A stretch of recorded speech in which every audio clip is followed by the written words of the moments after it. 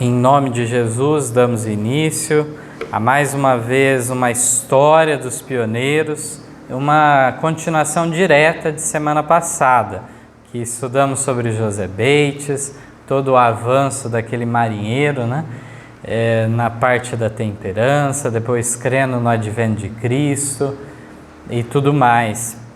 E nós paramos na história justamente no momento em que ele ia com seu amigo para o sul dos Estados Unidos para a pregação. Antes de entrarmos na parte histórica, vamos ler dois textos bíblicos que ilustram bem o que vamos tratar nesta manhã. Primeiro texto encontramos na segunda carta de Paulo a Timóteo, no capítulo 3, e os versos são o 10 ao 14. 2 Timóteo, capítulo 3, verso 10. Nós encontramos aqui um relato de recomendações do grande apóstolo Paulo, perto da sua morte. Manda essa segunda carta ao jovem ministro Timóteo. E ele diz assim: Tu, porém, tens seguido a minha doutrina, modo de viver, intenção, fé, longanimidade, amor, paciência, perseguições e aflições, tais quais me aconteceram em Antioquia, em Icônio e em Listra. Quantas perseguições sofri, e o Senhor de todas me livrou.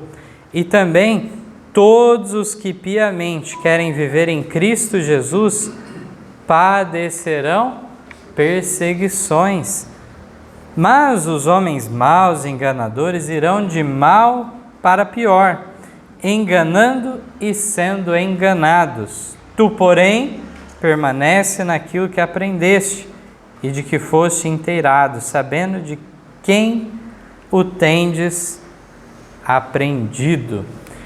Então é maravilhoso aqui vermos que realmente faz parte da história da Igreja de Deus padecer perseguições. Toda vez que a Igreja se afastou mais do ideal divino, pouca oposição suscitou no mundo. Todas as vezes que entrou mais no projeto de Deus, ou seja, viveram piamente, reviveram aquela primitiva fé e prática, retornaram às perseguições. Aqui Paulo fala que Deus o livrou de todas e devemos estar prontos, sabendo que à medida que vai chegando os últimos dias, piora a situação de impiedade e maldade no mundo. Apesar disso, homens ímpios que enganam aos outros e eles mesmos estão se auto-enganando. Apesar de tudo isso, devemos permanecer de que maneira? Firmes naquilo que aprendemos, sabendo de quem o tens aprendido. Esse é o primeiro texto. O segundo texto bíblico está em Hebreus, no capítulo 11. Hebreus 11. E o verso é o 13 até o 16. O capítulo 11 de Hebreus é muito conhecido, familiar, vem falando de exemplos de fé na história. E no verso 13 diz: Todos estes morreram na fé, sem terem recebido as promessas, mas vendo-as de longe, crendo-as e abraçando-as, confessaram que eram o quê? Estrangeiros e peregrinos na terra. Porque os que isto dizem claramente mostram que buscam uma pátria. E se na verdade se lembrassem daquela de onde haviam saído, teriam oportunidade de tornar. Mas agora desejam uma melhor, isto é, a celestial.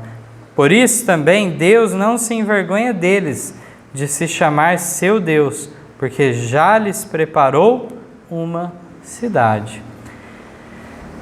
Aqui vemos que todos os cristãos devem se considerar peregrinos e forasteiros neste mundo.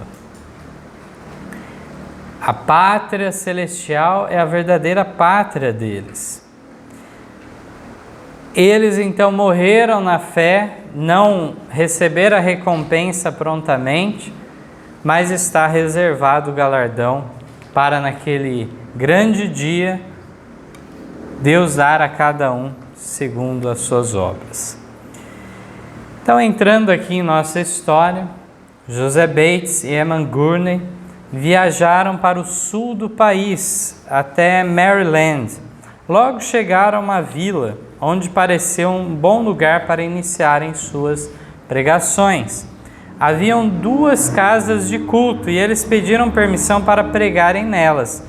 Os responsáveis de ambos os lugares negaram o pedido.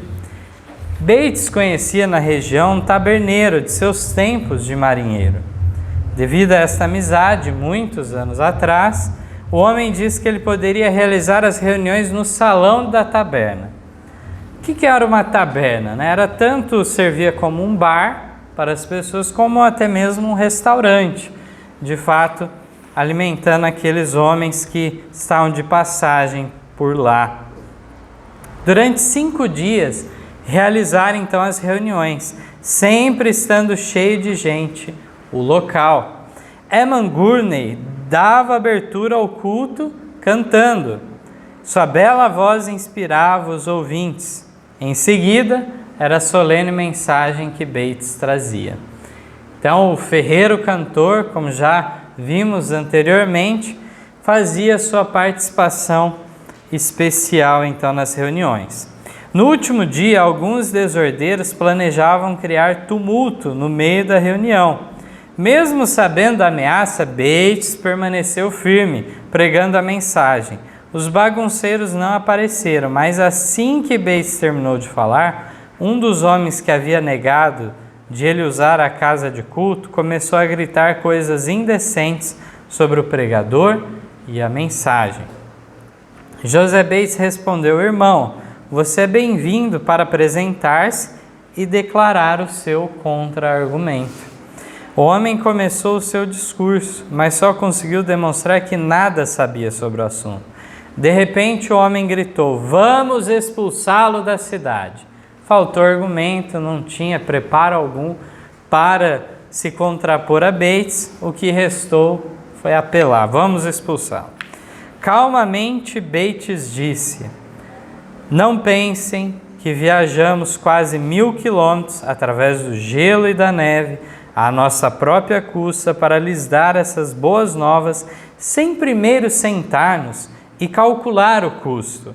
E agora, se Deus não tem mais nada para fazermos aqui, para nós tanto faz ficarmos no fundo da baía de Chesapeake ou em qualquer outro lugar até que o Senhor volte. Mas, se Ele tem mais algum trabalho para fazermos, ninguém poderá tocar em nós. Então, semelhante àqueles jovens na Babilônia, relatado em Daniel 3, aqueles jovens não deram a garantia que Deus os livraria da fornalha ardente. Falou para o rei ficar ciente: seja de um jeito, seja do outro, manteremos nossa fidelidade até o fim. A situação, depois do discurso de Bates, se acalmou. Foi apresentado um pedido de desculpas e eles ficaram com o caminho livre para voltarem outra vez. A firmeza e a calma de José Bates foram decisivas para que se livrassem daquelas dificuldades. Essa confiança que ele tinha não era fruto de confiança em sua própria capacidade, mas a completa confiança na providência divina. Tanto ele quanto Gurney tinham convicção de que aquela obra que realizavam era uma obra que Deus queria que fosse feita. Faziam a parte deles e sabiam que estavam sendo protegidos por anjos celestiais enviados por Deus. Em relação ao trabalho no sul dos Estados Unidos, vale destacar que haviam muitos negros escravos a essa altura. Era apenas mais 20 anos, um pouco mais de 20 anos para frente, que haveria finalmente a abolição. Os adventistas, vindos em sua maioria do norte do país, eram abolicionistas, ou seja, queriam a abolição, a proibição da escravidão. Assim, os donos de escravos não gostavam quando apareciam pregadores adventistas pela região e logo queriam expulsá-los. Neste tempo, Deus protegeu muitos arautos do advento de grandes perigos. Não apenas Bates, mas outros, menos destacados, fizeram essa obra neste tempo. De qualquer modo, os adventistas foram discretos quanto a defenderem a abolição, enquanto estavam lá no sul do país, ainda que no norte pudessem falá-lo de maneira mais aberta. Certa vez, quando José Bates estava viajando no sul do país, um juiz a favor da escravidão lhe disse que havia pensado que ele era abolicionista e que tinha vindo para levar nossos escravos embora. Um juiz, então, falou isso para Bates. E ele respondeu o seguinte: sim, senhor, sou abolicionista, vim levar seus escravos embora e vocês também. Então, Bates, em vez de entrar em tanta celeuma, ele destacava não uma solução temporária, mas a definitiva que viria com o retorno de Cristo nas nuvens do céu, libertando a todos, então, não só desse jugo que os homens faziam para o seu semelhante, mas a libertação do pecado e do mal também. Então não eram apenas os escravos que tinham que ser libertados. Aqueles homens também deveriam reconhecer que eram escravos de Satanás nas más obras que praticavam. Portanto, analisando dessa forma, nós podemos pensar, que muitos escravos àquela altura estavam com a salvação garantida, mas muitos senhores de escravos estavam em pecado e em grande risco da perdição eterna. Esse era o contraste que era revelado nessa solução final apresentada. Então, esse culminar do conflito das forças do mal com as do bem, haveria então por fim a recompensa de cada um segundo suas obras. E para isso, os adventistas destacaram. Apesar das dificuldades, os adventistas procuraram abranger todas as classes da sociedade em suas pregações. O trabalho com os negros no norte do país, que felizmente estavam em uma melhor situação, também foi feito. Pela iniciativa principalmente de Carlos Fitch, mais adiante vamos falar dele também, em outra oportunidade, e pela iniciativa dele, John Lewis, um pregador negro muito estimado entre os adventistas, recebeu recursos para que pudesse trabalhar em tempo integral para a causa de Deus. Agora, sem se preocupar tanto em questões financeiras, Lewis se dedicou ainda mais na obra. Em fevereiro de 1844, foi noticiado no Jornal Adventista que quase todos os negros da cidade de Filadélfia haviam se tornado crentes no breve advento de Jesus. Hoje essa mensagem de esperança, mais do que nunca, deve alcançar a todas as classes, etnias, culturas do mundo. A volta de Cristo, então, realmente é a gloriosa esperança de uma terra restaurada, livre de toda tristeza e maldade.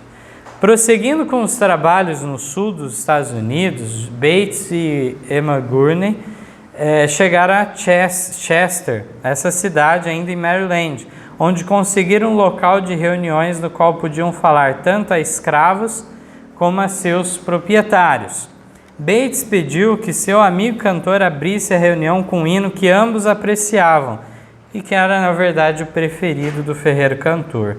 Era um cântico novo para eles e expressava o sentimento deles na obra de espalhar as alegres novas da breve volta de Jesus. Gurney ergueu a voz e cantou este hino que hoje somos privilegiados de ter em nosso cenário. É o de número 334, que fala no coro: sou peregrino e forasteiro, uma noite aqui demoro e nada mais. Enquanto ecoavam as últimas notas, muitos corações foram tocados. Tanto os escravos como seus senhores ouviram atentamente a mensagem apresentada em seguida por Bates. No fundo do salão havia dezenas de escravos em pé. Eles estavam concentrados, ouvindo cada palavra e verdadeiramente crendo nas promessas divinas. Terminada a reunião, eles foram falar pessoalmente com os escravos. Bates perguntou aos escravos: conseguiram ouvir o que foi dito? Creram nisso? Sim, pudemos ouvir, conseguimos entender e acreditamos em tudo. E queremos alguns daqueles papéis que vocês distribuíram aos patrões. Mas vocês sabem ler os papéis? Não, disseram eles, mas as donzelas ou o filho do patrão vai ler para nós. Assim, vários folhetos contendo aquela preciosa verdade foram deixados com eles, nessa esperança que outros lessem para eles. Mais impressionante essa história que, ao final, um dos idosos escravos de cabelos brancos se aproximou de Gurney e lhe pediu uma cópia do hino que ele havia cantado. Gurney teve de dizer ao velho homem que sentia muito, mas não podia entregá-la. Era a única cópia que ele possuía do hino. Então o idoso insistiu. Tirou do bolso então 25 centavos de dólar e pediu então pela cópia do hino. Podemos imaginar que aquilo fosse talvez todo o dinheiro que ele tinha juntado durante muito tempo de economias. E naquele cântico inspirador, aquele homem deve ter considerado o quê? Que a história de sua vida tinha sido contada naquele louvor. Agora ele tinha essa bendita esperança da volta de Cristo. Sabia que Jesus desde agora havia reservado um lugar para ele nas mansões celestiais. O coração de Gurney ficou profundamente comovido pela sinceridade e propósito do velhinho. Aquele homem estava diante dele implorando pelo hino, que já grandemente amava depois de ouvi-lo apenas uma vez. De algum lugar surgiram um toco de lápis, um pedaço de papel, e Gurney pôde copiar a letra para ele. O idoso, claro, foi embora com um largo sorriso no rosto, encantado por ter a letra daquele maravilhoso cântico que tão poderosamente lhe havia tocado. E claro, com os 25 centavos em seu bolso. Então é maravilhoso, essas histórias nos tocam, nos impressionam, como que a mão de Deus esteve à frente, abrindo espaço, quebrando os preconceitos e efetuando a obra da melhor forma possível que aqueles homens fizeram. Com certeza, nos últimos dias, na ressurreição, então, reservada na volta de Cristo, na ressurreição especial, haverá muitos daqueles que foram escravos e que alcançaram, então, a mensagem do advento. Nós encontramos Ellen White relatando sobre isso, e é muito bonito que ela coloca um outro fator, né? Ela faz uma referência às leis que haviam em Israel no passado, dadas por Deus. E ela diz, então, começou então longamente aguardado o jubileu. Então a volta de Cristo será o grande jubileu. Cada 50 anos, então, havia esse jubileu em Israel, onde as terras eram devolvidas aos seus donos originais, para que não fugisse, do controle, as coisas se mantivessem de maneira mais equilibrada. Todo aquele que fosse servo também era liberto. Na realidade, depois de 7 anos já havia isso, e no jubileu então era a consumação de 7 séries de 7 anos sabáticos. O jubileu era o grande uma grande comemoração havia. E assim se cumprirá com a volta de Cristo. Aquela representação que havia nas festas, havia então no calendário judaico, se cumprirá por fim. Mas a maior libertação sabemos bem que é do pecado. E eu sempre lembro as palavras que meu pai falava na igreja de Campinas, lá lembrando do Antônio Costa, o pai aqui do Niquinho. Ele sempre lembrava então que o Antônio Costa ficou maravilhado uma vez, se não me engano, um texto no Caminho a Cristo que ele leu, e dizia então que o maior milagre que Deus opera, o maior milagre de todos, é aquele que um homem de manhã, ele é um servo de Satanás e à tarde ele é um servo de Deus. Então que o nosso desejo seja prosseguir nessa caminhada cristã, fazendo a nossa parte até o fim. É esse o meu desejo de oração a todos vós. Amém. Amém.